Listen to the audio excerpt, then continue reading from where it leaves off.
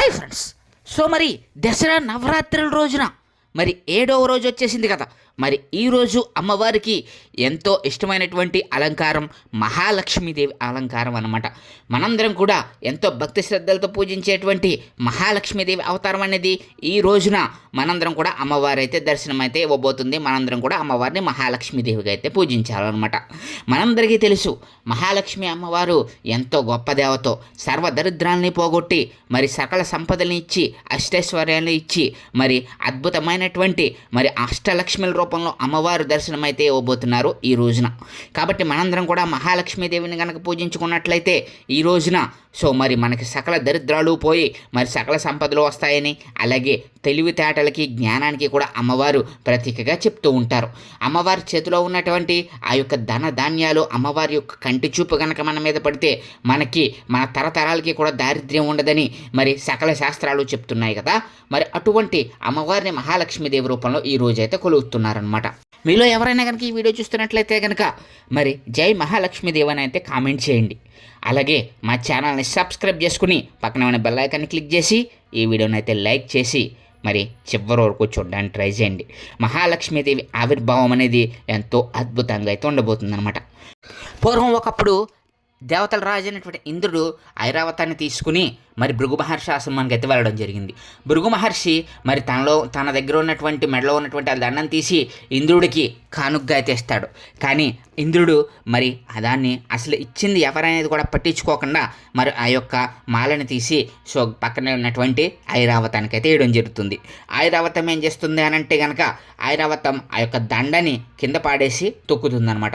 ఇదంతా చూసినటువంటి భృగు మహర్షి సో మరి వెంటనే కనుక ఆయనకి కోపం వచ్చి మరి నేను ఇచ్చినటువంటి ఆ యొక్క మాలని తీసుకొని నువ్వు ఈ విధంగా అపహాస్యం చేస్తావా అని చెప్పేసి ఏం చేస్తారనంటే తనైతే శపిస్తాడు దేవేంద్రుడిని. సో మరి నువ్వు సకల దరిద్రాలుకి కూడా నువ్వు అధిపతి అయిపోతావు, నీకున్నటువంటి సంపదలన్నీ నాశనం అయిపోతాయి, నీకు మనశ్శాంతి అనేది ఉండదు, దరిద్రాలన్నీ నీ చుట్టుముడతాయి అని చెప్పేసి శపిస్తాడు. వెంటనే మరి దేవేంద్రుడు భృగు మహర్షిని మరి ప్రార్థించగా నా శాపమైతే తప్పదు, కాబట్టి నువ్వు వెళ్ళి శ్రీ మహావిష్ణువుని కనుక ప్రార్థించినట్లయితే దీనికి నివారణోపాయం అయితే దొరుకుతుందని చెప్పడం జరుగుతుంది. వెంటనే మరి ఆ యొక్క భృగు మహర్షి సంబంధించినటువంటి ఆ యొక్క శాపం కోసం దేవేంద్రుడు ఏం చేస్తాడనంటే వెంటనే విష్ణువు దగ్గరికి అయితే వెళ్తాడు. విష్ణువు దగ్గరికి వెళ్ళగానే విష్ణుమూర్తి కూడా మరి ఏం చెప్పలేకపోతాడనమాట. సో మరి దానికి సంబంధించినటువంటి ప్రాయశ్చిత్తం అనేది మరి కొన్ని రోజుల పాటు మరి దేవేంద్రుడికి అయితే దొరకదు. ఈలోపు వెంటనే మరి దేవేంద్రుడు ఆ యొక్క శాపానికి గురవుతూ ఉంటాడు. తన రాజ్యం మొత్తం కూడా మరి ఇరకాటంలో పడిపోతుంది. రాక్షసులు వచ్చేసి మరి ఇంద్రలోకాన్ని ఆక్రమించేసి దేవతలందరినీ కూడా నానా బాధలకు గురి చేస్తూ ఉంటారు. వీళ్ళకి మరి దారిద్ర బాధలు చుట్టుకుంటాయి. మరి దేవేంద్రుడు ఇంకా దేవలోకం విడిచి భూలోకంలో ఒక చోట దాక్కుని ఉండవలసిన పరిస్థితి వస్తుంది. ఈలోపు ఏమవుతుందనంటే రాక్షసుల సంఖ్య పెరిగిపోతూ ఉంటుంది. వాళ్ళని చంపడానికి మార్గం దొరకదు. అప్పుడు శ్రీ మహావిష్ణువు మరి ఏం చెప్తాడనంటే కనుక మరి దేవతలకు మరి ఎలాగైనా సరే చావు తప్పేటట్టు లేదని చెప్పేసి భావించినటువంటి మరి శ్రీ మహావిష్ణువు మరి ఆ యొక్క అమృతం తాగమని అయితే ఇస్తాడనమాట, సలహా ఇస్తాడు దేవతలందరికీ కూడా. మరి రాక్షసులు ఈ విధంగా మరి సంహరించడానికి వచ్చేస్తున్నారు. మరి దేవతలకు ఏ విధమైనటువంటి మరి శక్తి లేదు, మరి చావు తప్ప ఇంకొకటి శరణ్యం లేదు. దేవతలు అమరులయ్యే విధంగా మరి మీరందరూ కూడా అమృతాన్ని చిలికి పాల సముద్రంలో ఉన్నటువంటి అమృతాన్ని కనుక చిలికి దాని నుంచి కనుక అమృతాన్ని కనుక బయటికి తీసుకువస్తే సో అప్పుడు మరి మీకైతే అమృతం కలుగుతుంది, మీ దారిద్ర్యం అంతా పోతుంది అని చెప్పేసి అయితే మరి బ్రహ్మవిష్ణు మహేశ్వరులు అందరూ కలిసి చెప్పడం జరుగుతుంది.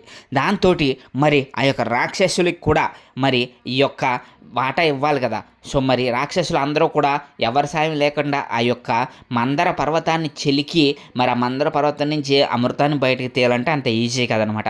దానికి మరి రాక్షసులతో కూడా వీళ్ళందరూ కూడా సంధి కుదుర్చుకుంటారనమాట. దాంతో రాక్షసులందరూ ఏం చెప్తారనంటే ఆ యొక్క అమృతంలో మాకు కూడా వాటా కావాలని చెప్తారు. సో మరి ఈ విధంగా ఆ యొక్క మందర పర్వతాన్ని చిలికి అమృతం బయట తీసిన వెంటనే కూడా దాన్ని రాక్షసులకు అందనివ్వకుండా చేయాలని, మరి అలాగే దేవతలందరూ కూడా అందాలని ఉద్దేశంతో మరి ఏం చేస్తారని అంటే అమరత్వం కోసం ఆ యొక్క మందర పర్వతాన్ని చిలకడానికి రెడీ అవుతారు. ఆ యొక్క మందర పర్వతాన్ని చిలకడానికి వాసుకిని అంటే పెద్ద నాగేంద్ర వాసుకిని తీసుకుని ఆ యొక్క మధ్యలో మందర పర్వతానికి తాడుగా చేసుకుని మందర పర్వతాన్ని చిలకడం ప్రారంభిస్తారు. ఇలా విధంగా చిలుకుతూ ఉంటే ఫస్ట్ చిలుకుతూ ఉంటే మందర పర్వతం మొత్తం కూడా మరి కిందకి వెళ్ళిపోతుంది అనమాట. సముద్రంలో పాల సముద్రం కదా, పాల సముద్రంలో ఉన్నటువంటి మందర పర్వతం అనేది పాల సముద్రంలో మునిగిపోతూ ఉంటే మరి దేవతలందరూ కూడా శ్రీ మహావిష్ణువుని ప్రార్థిస్తూ ఉంటే శ్రీ మహావిష్ణువు మరి కూర్మావతారంలో వచ్చి మరి ఆ యొక్క మందర పర్వతం కింద పడకుండా, కింద మునిగిపోకుండా, కిందకి ఎక్కడికి వెళ్ళిపోకుండా ఆ యొక్క మందర పర్వతాన్ని కింద అడుగు నుంచి కూడా మరి ఆ యొక్క కూర్మావతారంలో నిలుపుతాడనమాట. మరి ఆ యొక్క కూర్మావతారంలో ఉన్నటువంటి శ్రీ మహావిష్ణువు మందర పర్వతాన్ని ఆధారంగా చేసుకుని మరి వీళ్ళైతే చిలుకుతారు. ఇలా చిలుకుతూ ఉంటే ఫస్ట్ మనందరికీ తెలుసు అసలు అద్భుతమైనటువంటి హాలాహలానికి సంబంధించినటువంటి విషజ్వాలలు వస్తాయి.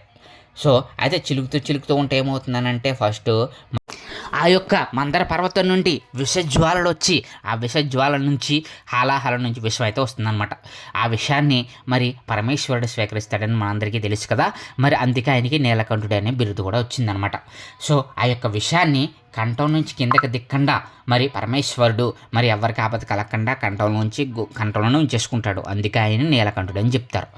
ఆ తర్వాత మరి ఐరావతం వస్తుంది. దాని తర్వాత ఏమవుతుందని అంటే కనుక మరి హాలాహలం తర్వాత కామధేను వస్తుంది.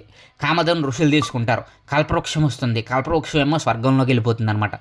ఆ తర్వాత మరి అసలైనటువంటి మరి ఆవిర్భావం జరుగుతుంది. అదే మన మహాలక్ష్మీదేవి అనమాట.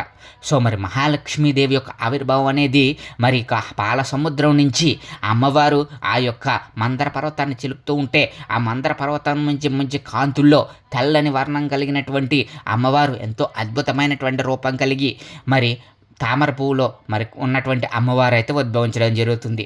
అమ్మవారు అలా ఉద్భవించగానే మరి సకల దరిద్రాలు మరి దేవేంద్రుడికి అయితే దూరం అయిపోతూ ఉంటాయన్నమాట. సో మరి సకల దరిద్రాలు పోయి సో అమ్మవారు మరి ఆమె యొక్క చూపు ఎంతవరకు పడుతుందో అంతవరకు కూడా మరి దరిద్రాలన్నీ పోతాయి. సో దాంతో అమ్మవారి యొక్క ఆవిర్భావం మరి యొక్క అద్భుతమైనటువంటి పాల సముద్రంలో జరగడంతో అమ్మవారిని శ్రీ మహావిష్ణువుకి అయితే వివాహం అయితే చేస్తారనమాట.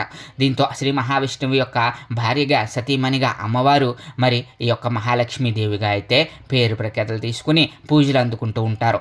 అందుకే పాలకడల్లో ఉద్భవించినటువంటి తల్లిని మనందరం కూడా ఈ రోజు గనక పూజించినట్లయితే గనక మనకి సకల సంపదలు కలిగి మనకి అష్టైశ్వర్యాలు కలుగుతాయని, అష్టలక్ష్ములైనటువంటి ధనలక్ష్మి, దానిలక్ష్మి, సంతానలక్ష్మి ఇలా అమ్మవారు అష్టలక్ష్మిల రూపంలో విజయలక్ష్మి, ధనలక్ష్మి ఈ విధంగా అష్టలక్ష్మిల రూపంలో అమ్మవారు మనందరికీ కూడా కొలువై ఉన్నారు కదా. ఈ రూపంలో ఏ ఒక్క రూపాన్ని కానీ ఈ ఒక్క రోజున మనం పూజించినా కానీ మనకైతే మంచి జరుగుతుందనేది శాస్త్రాలు అయితే చెప్తూ ఉన్నాయన్నమాట. మీకు రుణ బాధలు కూడా తొలగిపోతాయి.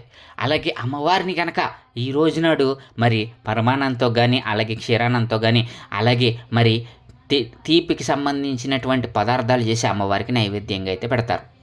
సో మరి ఈ రోజున అందరూ కూడా అమ్మవారిని మహాలక్ష్మీదేవి అమ్మవారిని ఎంతో విశేషంగా పూజలు చేసి మహాలక్ష్మి వారి అమ్మవారి యొక్క అనుగ్రహం అయితే పొందుతూ ఉంటారనమాట. పాలకడల నుంచి ఉద్భవించిన తల్లిగా శ్రీ మహాలక్ష్మి యొక్క భార్యగాను అలాగే అష్టలక్ష్మిల రూపంలోనూ మనందరికీ కూడా అమ్మవారి అయితే దర్శనమివ్వబోతుంది ఈ రోజునాడు. సో మరి ఈ విధంగా మహాలక్ష్మి యొక్క అమ్మవారి యొక్క అనుగ్రహాన్ని మీరందరూ కూడా పొందాలని మనస్ఫూర్తిగా అయితే కోరుకుంటూ ఉన్నాను ఫ్రెండ్స్. ఇది ఫ్రెండ్స్ ఈరోజు మన వీడియో అమ్మవారి యొక్క రూపం గురించి, అమ్మవారి యొక్క అవతారం గురించి అనమాట.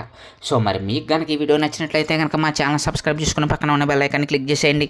అలాగే మా వీడియోస్ని లైక్ చేసి మా ఛానల్ని సపోర్ట్ చేస్తున్నందుకు మీ అందరికీ కూడా చాలా చాలా ధన్యవాదాలు. Thank you friends. Thank you so much.